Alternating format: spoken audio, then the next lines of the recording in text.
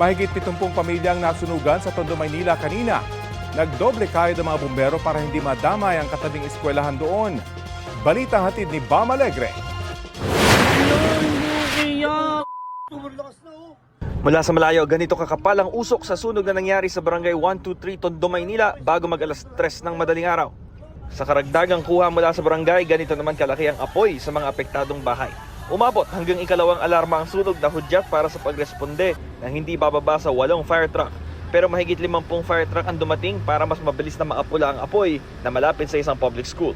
Bago mag-alas 4 ng umaga, nakontrol na ang apoy at tuluyang nag-fire out ng 4:23 a.m. Walang nasugatan o nasawi sa insidente. Nakatulong na marami ang gising dahil magsisimula ang simbang gabi. Sa katunayan, ng isa sa mga residente naliligo na noong mangyari ang sunog para sa misa. Ayun na po, nagulat po ako, naliligo po ako. Paglabas ko ng bahay, tumakbo na po ako sa labas, nasusunog na po yung likod ng bahay namin. Sobrang bilis po kumalat ng apoy.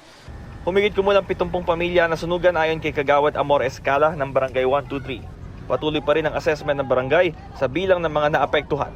Ang estimated po namin is nasa mga 70 families po or pataas po. Siguro mga food lang siguro muna ang maibibigay namin. Magluluto po kami para po sa kanila. Naging hamon para sa mga bombero ang kitid ng mga eskinita sa lugar. Kailangang habaan at damihan ng mga nakalatag na hose para makapasok sa pinangyarihan ng sunog. Challenges natin is yung iskinita lang siya. Then syempre meron tayong konti lang naman na delay do sa water supply kaya nagtaas tayo agad ng second alarm. Kaya din po tayo nagtaas ng alarma kasi nasa tabi ng Tondo High kung napansin niyo. Baka madamay. Bam Alegre, nagbabalita para sa GMA Integrated News.